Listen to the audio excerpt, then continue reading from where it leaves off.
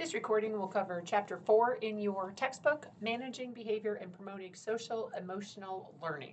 Here are the outcomes from this chapter. A lot of talk about positive behavioral support, PBS, functional behavioral assessment, FBA. Again, more letters. Y'all are welcome. How to identify some students with some social emotional learning issues or difficulties and determine some appropriate interventions. And then some procedures for arranging your environment, the instructional environment, to promote appropriate behavior in social emotional learning. And we talked about in chapter 3, promoting those desirable behaviors, right? Those ones that we want to see. How can we manipulate those antecedents? Remember, we talked about that in chapter 3. How can we manipulate those to get those desired behaviors that we want to see? So talking about classroom management and positive behavioral support, PBS, at my school, it used to be called PBIS, Positive Behavioral Intervention Support. So I think some schools use PBS, some schools might use PBIS, but excuse me.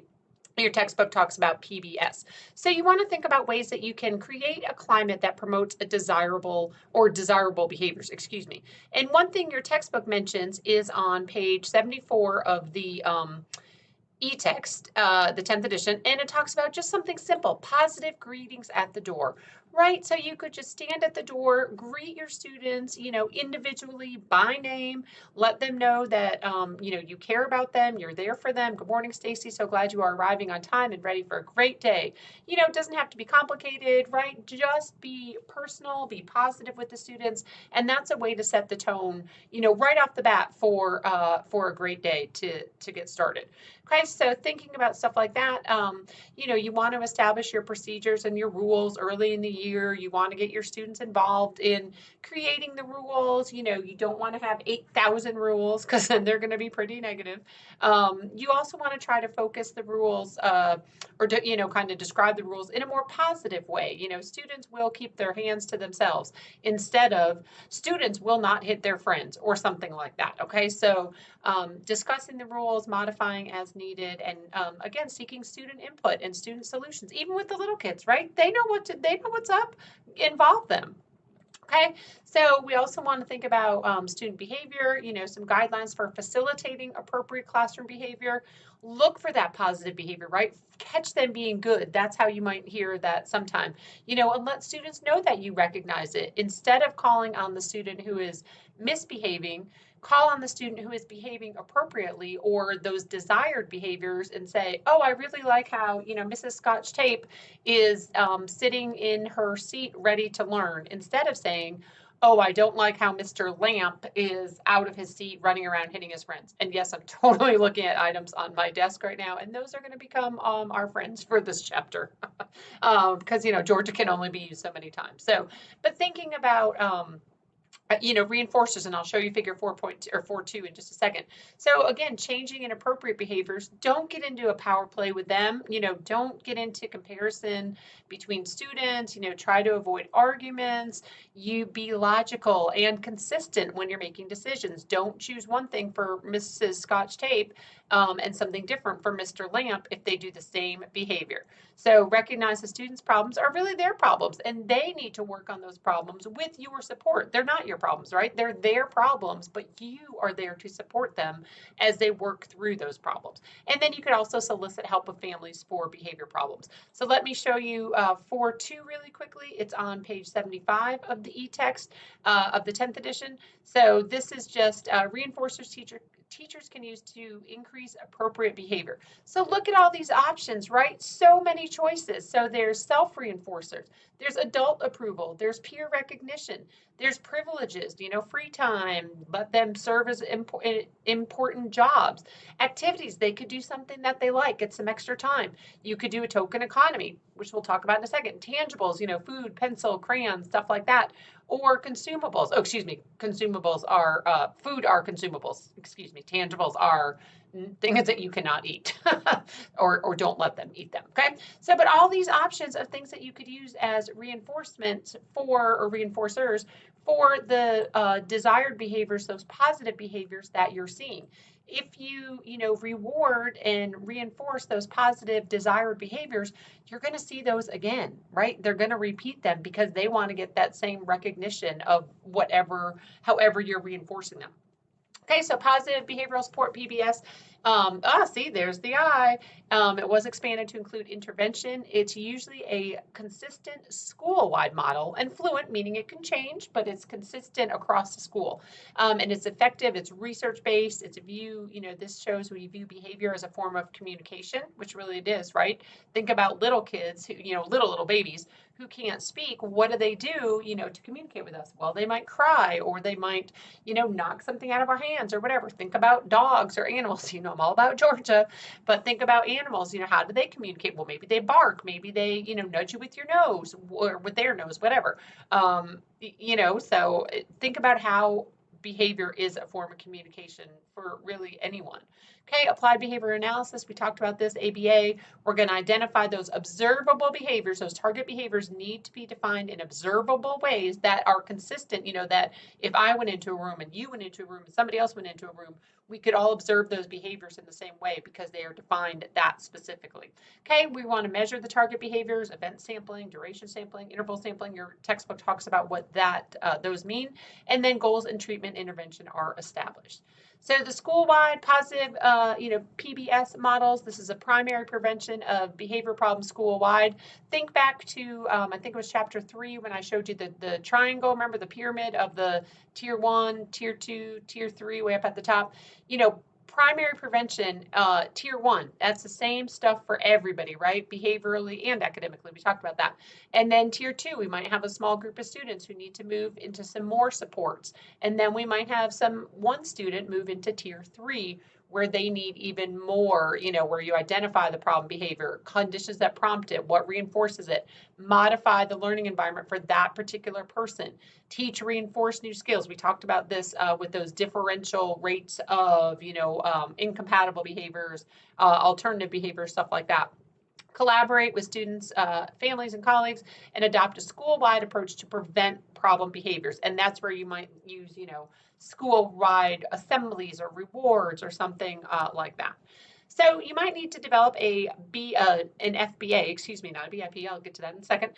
So IDEA, right, we know what that means now, hopefully, requires functional behavioral assessment, FBA, and BIPs, I know, behavior improvement plans for students with significant behavior problems. So again, not for everybody, right? Only for those students for whom their behavior is really impacting their learning, okay? So again, defining the target behavior in behavioral terms, not just Susie is too loud.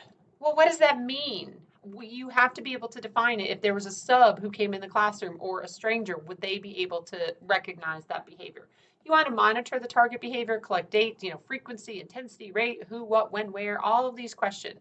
Record events that happen before, those antecedents, right? And then what follows the target behaviors, those consequences. So that ABC model, going back, to a couple chapters, antecedent, behavior, consequences. Develop your theory or your hypothesis of why is the behavior occurring, and then develop an intervention plan to test that hypothesis. Okay, so RTI, right, response to intervention, or MTS squared, and classroom behavioral support. The principles of RTI are embedded in PBS. That's what I was just talking about, right? Tier 1, Tier 2, Tier 3. Keep that triangle or the pyramid, whatever you want to call it, in mind. Tier 1, again, instruction for all, right? Behavior or academics, doesn't matter. Tier 2, instruction for some, right? Or a small group. And Tier 3, instruction for usually about one, right? And that's where, if the behavior does not improve after Tier 3, if we're not seeing any type of response, we might then say, hey, this student might have an emotional behavioral disability. We might want to refer them, okay? PBIS, remember, can characterized by the same things that we've talked about: universal screening, progress monitoring, team decision-making. We talked about that with RTI and MTS squared. So social emotional learning problems. Different than learning disabilities, right? But usually not hard to spot. But some students may have some internalizing behaviors, which might be a little more difficult to spot. Those externalizing ones, hitting, the aggression, the fighting, stuff like that, those we can see, right? But some of the internal ones or the internalized ones, they might not be able to express their ideas or their feelings, or they might be depressed or other things like that. Oh, hold on, it always does that. Aggression, here are some things, they're pretty visible. And it typically, aggression does not go away without treatment. So we're not just going to ignore someone's aggression and say, oh, it'll get better. They're just being a 6-year-old boy. Well, in some cases, yes, but in some cases, no. And that's where you need to step in and bring the team together and say, hey, hey, I think we need to put some interventions in place for this student. So some ways for teachers to address aggression: you can discuss examples of it. Be open about what it means to be aggressive or to be a bully or to fight, or use whatever language is appropriate for your age of students. Establish, I don't know what that word was, a no tolerance rule regarding aggressive behavior, and establish relationships with students and families, because if you see some aggressive behavior, you're going to have the family support if you are trying to establish a no tolerance rule. And that really should be a school decision. Think about how you can preemptively stop fights or prevent fights. Intervene immediately when aggression occurs. Try to eliminate situations that provoke aggression. That comes back to you, thinking about how you can manipulate your classroom environment and manipulate those antecedents to hopefully decrease aggression and allow students, to describe what happened. Tell me in your words what happened, student A. Tell me in your words what happened, student B, right? Get them to tell you what they think happened. Okay, so ADHD, attention deficit hyperactivity disorder, and learning disabilities, sometimes they go hand in hand, and we will talk more about ADHD as we move on later in the semester. So ways that teachers can address some attention problems: you can gain their attention with clear cues, signaling system, flicking the lights, clapping your hands, lowering your voice, whatever works. Reinforce time when student is attending and focused, right? So catching them when they are doing what you want them to do. Adjust the classroom seating as needed. You might need to move a student who's really, has some attention deficit issues. Maybe move them closer to you. Maybe move them away from the window. Maybe don't let them to see out the door, stuff like that. Shorten work periods, provide clear, limited directions. Don't give them 57 directions. They're going to remember like the first one and the last one. So be very clear and specific with your directions. You can assist students in making effective transitions, especially early childhood, elementary.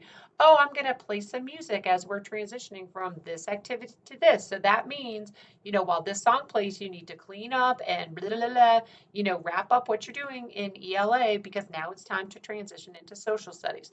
Let's take 1 minute while this song plays and transition, something like that.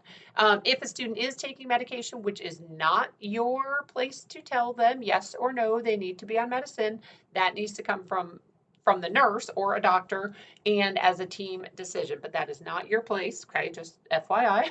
And then use computer assisted learning effectively, and most students love technology, so thinking about how you can use that. So self-concept, this is one of those kind of internalizing problems that we talked about a few minutes ago.